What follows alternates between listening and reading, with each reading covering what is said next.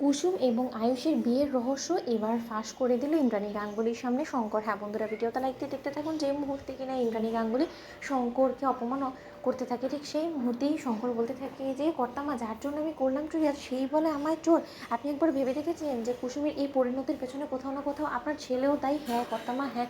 আপনি কতটুকুই বা সত্য জানেন বলুন তো? কতটুকুই বা আপনি আয়ুষ বাবার সম্পর্কে জানেন? আপনি কি আদৌ কোনো রকম কোনো খেয়াল রাখেন যে আয়ুষ বাবা দিনে দুপুরে সমস্ত লোকেদের সামনে এদিকে ওদিকে সব জায়গায় আমার মেয়েকে নিয়ে চুটিয়ে প্রেম করে বেড়ায়, নোংরামো করে বেড়ায়, এবং আমার মেয়ে ধেই ধেই করে আয়ুষ বাবার ইশারায় নেচে উঠে, বিধেই আজকে আমি ওকে এত বড় একটা শাস্তি শুনেছি। কিন্তু আপনি মা হয়ে আপনি কী করেছেন বলুন তো? হ্যাঁ আমি মানছি যে আমি কুসুমকে মালদা থেকে এখানে এনেছিলাম কাজ করার জন্য, কিন্তু আমি যেরকম কিনা আজ এতগুলো বছর যাবৎ আপনাদের সেবা করে আসছি, আমি সেটাই চেয়েছিলাম যে আমার মেয়েও যাতে সেরকমভাবেই সেবা করি, নিজের শেষ নিঃশ্বাসটা ত্যাগ করে। কিন্তু এদিকে যে আমার মেয়েই রীতিমতো আপনাদের বাড়িতে বউ হওয়ার, রাজরানী হওয়ার স্বপ্ন বুনছে, সেটা যদি আমার জানা থাকতো তাহলে হয়তো বা কোনো দিনও আমি মালদা থেকে কুসুমকে এখানে নিয়ে আসতাম না। কিন্তু কুসুমকে এখানে নিয়ে আসাটাই যে আমার জীবনের সবথেকে বড় ভুল সিদ্ধান্ত ছিল, সেটা যত দিন গড়াচ্ছে সেটাই আমি হাড়ে হাড়ে টের পেয়েছি। কর্তামা, আপনি হয়তো বা আপনার ছেলেকে অন্ধের মতন বিশ্বাস করেন, কিন্তু আপনি কি জানেন যেমন কিনা কুসুম আমার বিশ্বাসের সঙ্গে ছেলে খেলা করেছে, ঠিক তেমনি আপনার সঙ্গেও আয়ুষ বাবা আপনার বিশ্বাস নিয়ে ছেলে খেলা করে চলেছে, এবং এখনও পর্যন্ত আয়ুষ বাবা আপনাকে অন্ধকারেই রেখেছে। ঠিক সেই মুহূর্তেই ইন্দ্রাণী গাঙ্গুলি যখন বলতে থাকে যে বলো শঙ্কর বলো, তুমি আজকে বলে না, তুমি আর কি বলতে চাও কুসুম এবং আয়ুষের সম্পর্কে, আমি সেটা শুনতে চাই, বলো।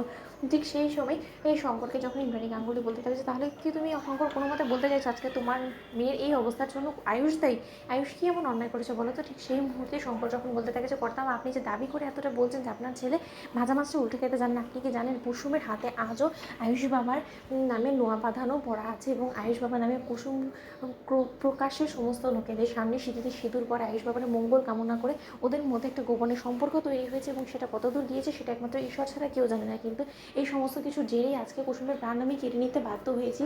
আমি চিরকাল এটা চেয়েছি যে আমি মাথা উঁচু করে বাঁচবো আমার মেয়ের জন্য। আমার এত দিনের গড়া তিলে তিলে এই মান সম্মানে এত বড় একটা কালি লাগবে সেটা আমি কোনো মতে চাইনি, বিধেই আজকে এই কাজটা করেছি। সেটাকে আমার খুব বেশি অপরাধ হয়ে গেছে। ঠিক সেই সময় আয়ুষ যখন বলতে থাকে যে শঙ্কর কাকা, এবার কিন্তু জল মাথার উপর দিয়ে চলে যাচ্ছে, তুমি কিন্তু অনেক দূর অবধি গড়িয়ে গিয়েছো। তুমি যে কুসুমকে হত্যা করার চেষ্টা করছো, সেটাকে তুমি ধামাচাপা দেওয়ার জন্য তুমি মিথ্যে গুজব রটানোর চেষ্টা করছো। তুমি কি মনে করছো এই সমস্ত কিছু করে তুমি এত সহজে পার পেয়ে যাবে? ঠিক সেই মুহূর্তে শঙ্কর যখন আয়ুষকে ঠাটিয়ে চর মেরে বলতে থাকে যে খবরদার আয়ুষ বাবা, খবরদার, অনেক সম্মান রাখার চেষ্টা করেছি আমি তোমরা বড়লোক বলে আমি বারবার করে পিছিয়ে গিয়েছি, কোনো রকম কোনোভাবে তোমার বিরুদ্ধে একটা অভিযোগ আনিনি, আমি নিজ হাতে নিজের সন্তানকে মৃত্যুর দিকে ঠেলে দিয়েছি, তাও আমি তোমার বিরুদ্ধে অভিযোগ আনিনি। আজ যদি তুমি কোনো মতে আমাকে মিথ্যাবাদী প্রমাণ করতে উঠে পড়ে লাগো, তাহলে কর্তামায়ের সামনে আমি তোমার এমন হাল করবো যেটা তুমি চিরকাল মনে রাখবে। এই কথাটা তুমি মাথায় রেখো। আমি তোমাদের বাড়িতে কর্মচারী হতে পারি, কিন্তু আমারও অধিকার আছে। তো বন্ধুরা, লাইক শেয়ার করে সাবস্ক্রাইব করুন।